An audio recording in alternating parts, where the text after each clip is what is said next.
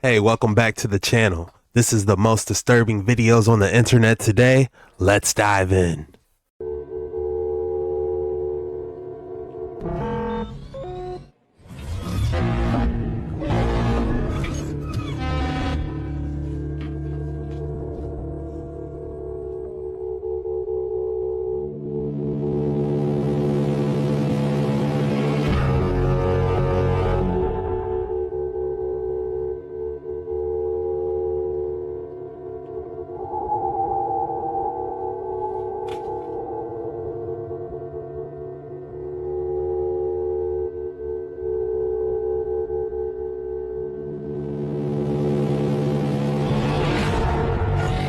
Contributing factor to how they possibly built the pyramids. Frequency levitation and ancient CNC machines, if you ask me. The ether, the missing element on the periodic table. A green man who is known as Yoda. The Yod is the smallest letter in the Hebrew alphabet that floats in the air, exactly like Yoda. He is the old, ancient one, full of wisdom, and significant thing that matters the most in the Hebrew alphabet, thus the name of God, the Yah of Yahweh, and large, exactly like a pair of horns, the pair of horns from the God, Yah, or El. Yoda is the chief. He is the Most High. He is the leader of all of the other Jedi. He sits on the council, the Jedi Council, which represents the Most High Council of El. And they sit in the sacred circle like the circle of the Zodiac with the 12 houses, which is exactly why there are 12 Jedis on the council. The Elohim, the Council of El. The Green. Was Star Wars based on a true story? Take a look at this. This is actually a Vajra. This device right here is a free energy device, and you're supposed to use ether to run this device. And this device right here is seen throughout history and everywhere. When I say everywhere, it's everywhere.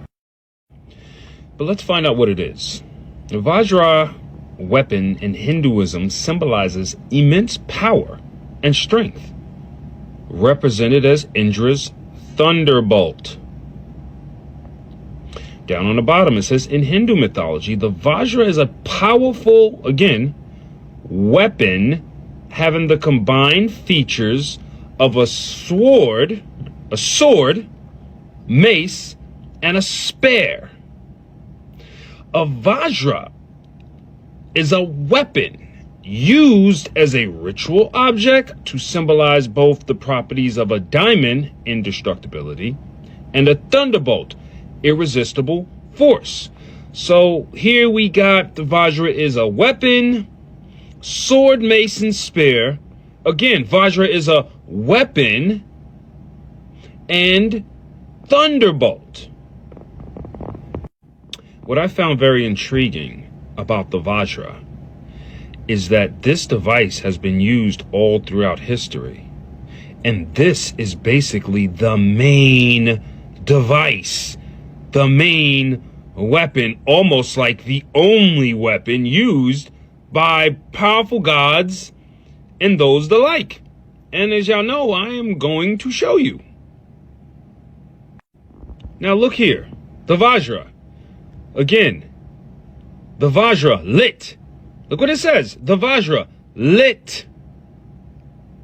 Thunderbolt is a legendary and ritualistic tool. They keep calling it a tool, symbolizing the properties of a diamond, hardness, indestructibility, and again, a thunderbolt, irresistible force, associated with a weapon. All right.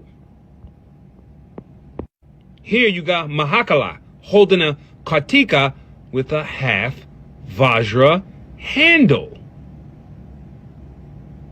And again, this is always held in the right hand. A Tibetan bell and Vajra. They're inseparable ritual tools. So you have a Vajra One of these is masculine. The masculine one has both sides. Both sides are basically the points that are touching each other. Then you have the Vajra with the bell. That's actually feminine. But what I really wanted to show y'all was this right here. Watch this shit. Boom! What you see right there? What are you looking at right there? Uh-huh. Yeah. You see, we missed that because they didn't want us to see that. Now look at what he's holding. What hand is he holding it in? The right hand. The Vajra is always held in the right hand. What is he doing? Channeling ether through the Vajra. What has the Vajra become? The Vajra has become a sword, has it not? Now it's a sword. Now it's a spear. Now it's a weapon. Did they not say it's a weapon? They did they not? Does that not look just like this?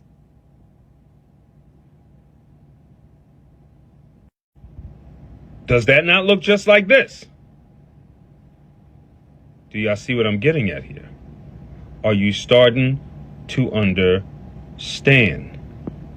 They are hiding ancient technology. Those cartoons, those movies, you see the guy holding that orb, those scepters, those magical things. Yeah. Scrap all that religious crap. They did that to cloud your brain so that you would never get here. Meanwhile, all the gods throughout history, look at what's in their hand. I tell you, every time y'all watch my videos, you get new eyes. Look in their hands. Every single one of these gods is holding what? A Vajra. Look in his hand. What hand is he holding it in? What did I just tell y'all? That's right. He's holding it in his right hand. He's doing what? He's wielding a weapon, an energy weapon. Look at the size of that. Another thing we can't forget. A giant wielding a Vajra? Oh my goodness. That would be unstoppable. Imagine a giant with a lightsabers. Oh man. We had giants in this realm, okay? Giants. And if you have giants in the realm, I mean, you're gonna have to have Vajras that fit those giants. Look at the size of that one. I love doing this. Vajra, a super weapon considered God's thunderbolt. There are hundreds of these artifacts and images throughout ancient civilization. Were they handheld devices, recreations, or are they simply visual representations of what the ancients saw in the heavens? Nah, yo. These are devices. Look here at the top. What do you think that is? I'm going to tell you what that is. That's Poseidon's trident. It's a Vajra. Vajra means thunderbolt, which means weapon used by the Indian god of thunder. How do we activate these Vajras? What type of frequency or ether do I have to put in one to actually start wielding? If you guys thought I didn't have an excellent specimen for you today, think again. Feast your eyes on this excellent specimen. Candled quartz with octahedral blue fluorite. The glacier crystals poking out with the turquoise blue. Man, it's like slight purple inside there. This is truly extraordinary. If I had to name this piece, I would name this Poseidon's Kryptonite. That would be my name, Poseidon's Kryptonite. If you're enjoying this video, be sure to hit that like and subscribe button because we do these videos every single day. And I'd love to see you tomorrow. So let's get straight back into the action. This video is going to blow your freaking mind. What does RBD Cell, Andrew Dawson, artificial intelligence, aliens, and fallen angels all have in common? Giants. Let me show you. First, a quick recap for people who are unaware. Andrew Dawson went viral on TikTok because he found a giant on a mountain. Then later, in place of the giant was some military operations base or something weird. Then RBD Cell literally found a mountain that opened up for a giant to go in or come out of. Is it a person, dude? No, seriously, pull over, pull over.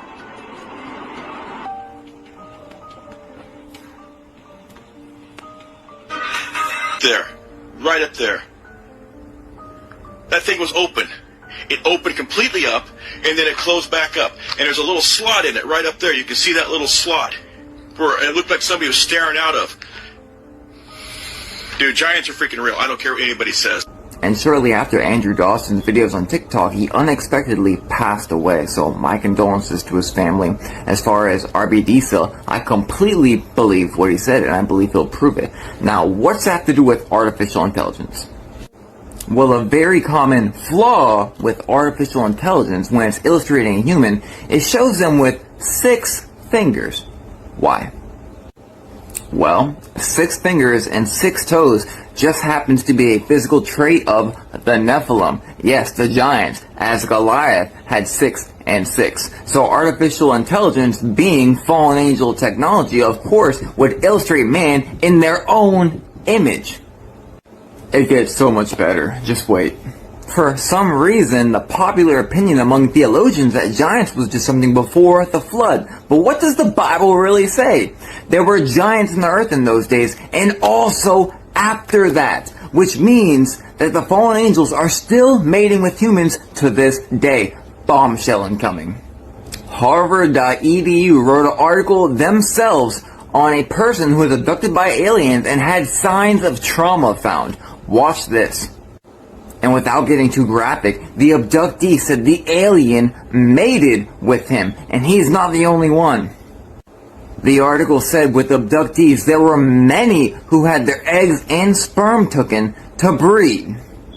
And fallen angels, being interdimensional beings, meaning they can take whatever physical form they want to, could show up as anything, including greys. And in doing so could come upon humanity and breed with them and make giants. And I personally find this incredibly creepy, considering I was stalked by aliens or greys for years. I wonder if there's anyone else. The origins of the Nephilim continue, and they're definitely among us. How disturbing was that? For entertainment purposes only. Don't believe anything you hear or see on this video.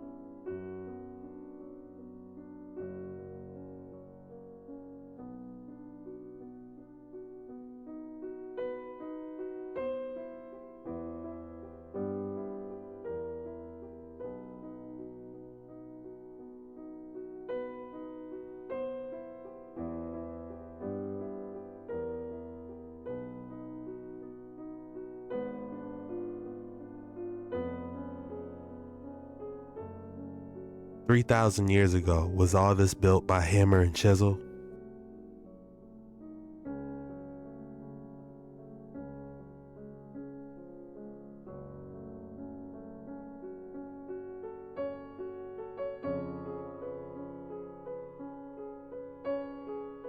more advanced the civilization became, the less they put the work into recording that. There's not a single writing left behind from Atlantis. They didn't do cuneiform writing in the stones. They probably had paper, and they probably had digital records. Digital. The reason I say that is that we've found some really weird artifacts in the Mediterranean over the last 100 years. There was an artifact found off of Greece that has mechanical components in it that don't make sense. This is the one Michio Kaku talked about. This was down at the bottom of the Mediterranean. That's it. Thank you. Around 1900 or so, there was a shipwreck off the coast of Greece, and divers found an instrument encrusted in coral. It looked like a piece of junk. But when they cleaned it, they realized, no, it's a machine that is 2,000 years old. Then they took x-rays of it, and they realized it's a computer that was supposed to be a gift to Julius Caesar. But the ship sunk, and it was there at the bottom of the Mediterranean for 2,000 years. Forgot about the ancient computer they found under the sea. One of the first pieces of ancient technology we've ever seen. Dragons are something that all of us are fascinated with. But unfortunately, in order for us to forget the old world, they had to erase the dragons. And of course, they tried to erase all the evidence. But I found a little bit. Y'all let me know what y'all think. After descending about 80 feet, the passage was found to be blocked by debris, washed in from above, which after cleaning away disclosed the entrance to a vast underground cavern. As soon as he could accustom his sight to his surroundings, Mr. Hardy found himself in the midst of one of the grandest sights ever beheld by the eye of man. On every hand, stately columns, caused by the dripping of water through the limestone, rose from the floor in a graceful form to meet a counterpart descending from the roof.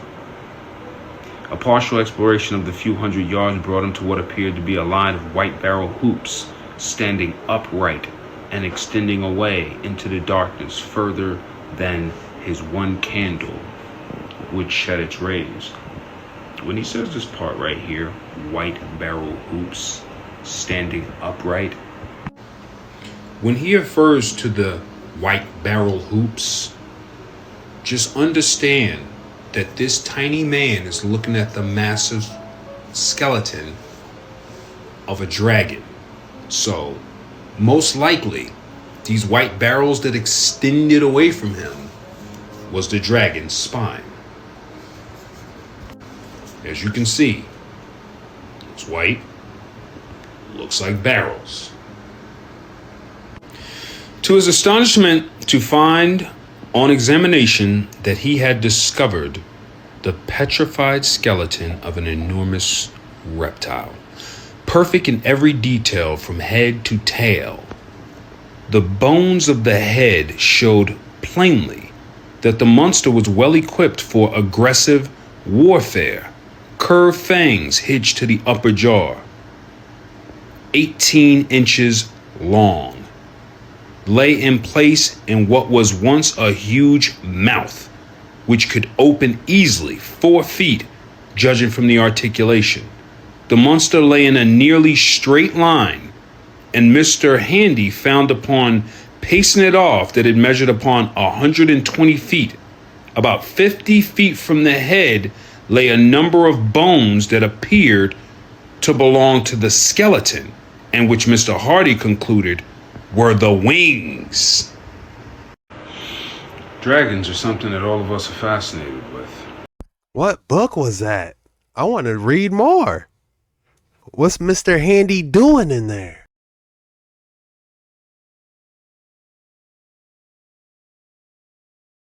Don't worry, they took that straight to the Smithsonian. We'll never see it. He used a copper electrowinning cell to separate the metal from the ground, and he began to come up with these strange little sparkly mineral things that he couldn't quite figure out. And so he took it to some local chemists and local geologists, and they couldn't quite figure it out either.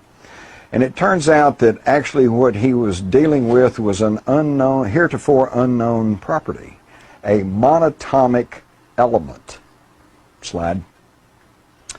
He named it an orbitally rearranged monatomic element.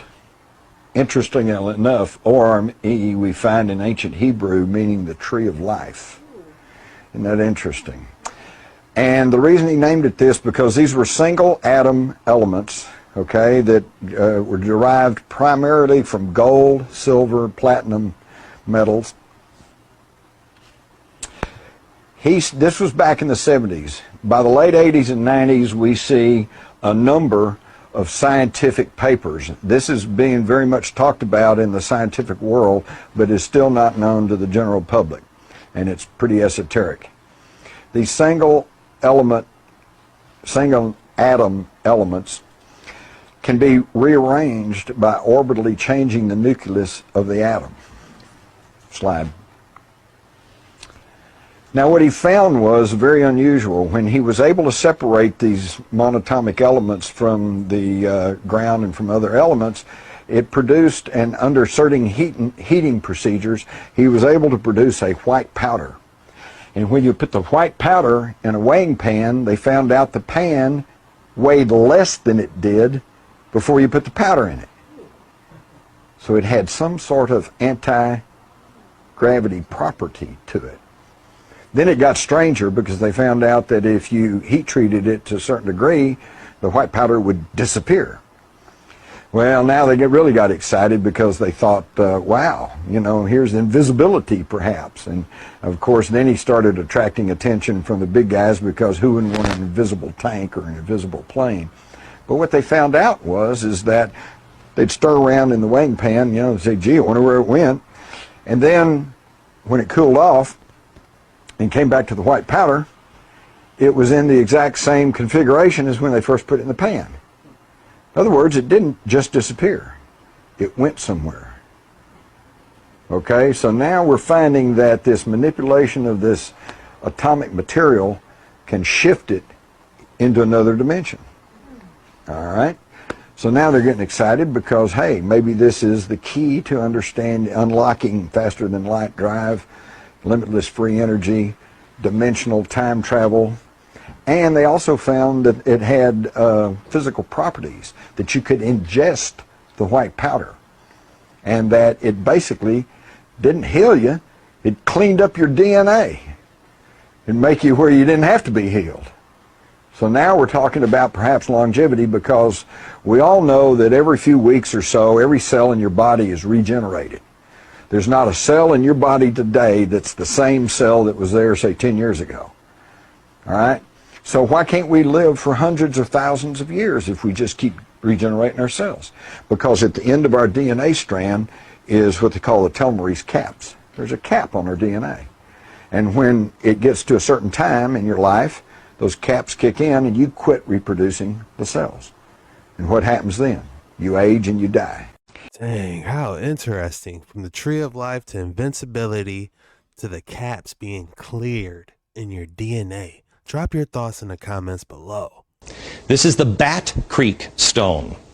It was found during the course of an official Smithsonian evacuation. The Smithsonian didn't understand the meaning of the writing on the stone. They thought it was Cherokee, since it came from Cherokee country. They didn't realize that it's actually Hebrew. They had published this originally upside down. They threw it in a box at the bottom of the Smithsonian, put it in the basement. Many years later, a scholar took it out of the box, looked at it, and went, oh my gosh, it's upside down. It's Phoenician, ancient Hebrew. So what's going on here? What is that about? I've been asking that question for the longest now.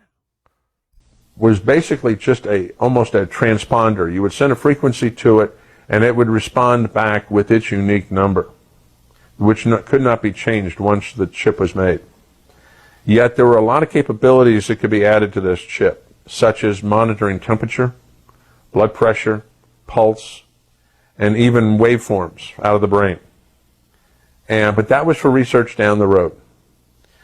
What was amusing to me a few months ago on a website that likes to collect articles on the unusual, is that a lady out east had a chip removed from her body in 1999. And they had it blown up on the website. And it was a slight modification of this chip from Denver with some of its enhancements. And it was put in her, she believes, in either 1980 or 1981. What was amusing about this was that this gentleman never had to worry about money again. And he quietly passed on a lot of this technology to somebody we never knew. And this concerned my contacts in Washington because it never went anywhere with them. Somebody else took it and ran with it, and we never knew who it was. Now, in 1984, I found another technology by just sniffing the web, sniffing the literature of our industry and a dozen other industries, and I found that there was a professor at the University of New South Wales, where I still have the files on, that had discovered a way to make a microscopic lithium niobate chip. And by accident, he had scratched it. And he had a RF transmitter there. And he had a receiver on by sheer chance. And he found that on a certain frequency, he could send an energy beam to the chip. And it would respond back with a number. He worked on that technology. And that technology, eventually I found out about. We flew him into Denver to our company, Systems Group of Colorado, and we did a test. He had some primitive small chips he brought with him. They're totally passive and very small, a 32nd of an inch, and only a couple thousandths thick. And by etching them, you could again create a unique signature, unique to each one. And this one theoretically could, depending on the size of it and the size of the etching, could have a unique number in the billions and billions. We were so impressed with the capabilities of this. It would read through thin layers of material, like thin plywood. And we were so impressed that, again, I felt that this was a technology that truly had some value. Because we also discovered in some testing that the papers work he had with him, that if we had a microscopic coil antenna with this, that we could read this from a mile away. And his later on analysis, a few weeks later, he got back to me and said that if we had an antenna, a coil antenna 2 inches in diameter with a chip in the middle, and that what the antenna is actually doing is acting as an amplifier to a great extent. And that what sends back out is a harmonic of the original frequency. That his numbers crunching showed that he could read this thing from 120 kilometers in space. And that there were other attributes of this chip that could be tied into it, especially if it was powered in some minute way, and give it a lot more kickapoo juice. Well, again, I took this, and a lot more care this time, to a meeting that we had in Virginia at a subcontractor's company that I knew that does a lot of work for the intel community. This time I had the director of security for all of State Department there, and again, a good friend from CIA. Again, we had, at the last minute, people walk in the door with the right credentials who we didn't know who they were exactly. It turns out, again, we had people, two this time again, who after the meeting, we realized shouldn't have been there. And yet they had credentials that were awesome. Because it turns out afterwards I found out they had never been called by my two contacts. Yet they knew about our phone calls. They knew of exactly what time, what place, and what we were going to be talking about. He had them chipped. He already knew what was going on. Don't look at me. I'm out for the season. Skillante Panthony, Millersville University, go Marauders. What is going on here? If you made it this far, the code word is ether. Go ahead and drop ether in the comments so I know you made it this far, and it truly means a lot to me to have your support. This was the most disturbing videos on the internet today. See you tomorrow.